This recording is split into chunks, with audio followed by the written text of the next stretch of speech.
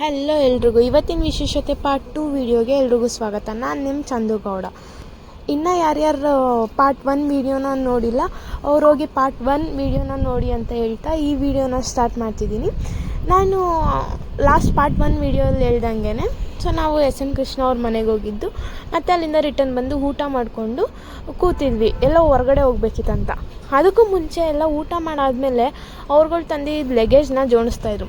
ಸರಿ ಅಂದ್ಬಿಟ್ಟು ಆ ಲಗೇಜ್ ಎಲ್ಲ ಜೋಡಿಸಾದ್ಮೇಲೆ ನಾನು ರೆಡಿ ಆದೆ, ಅವ್ರುಗಳು ರೆಡಿ ಆದರು.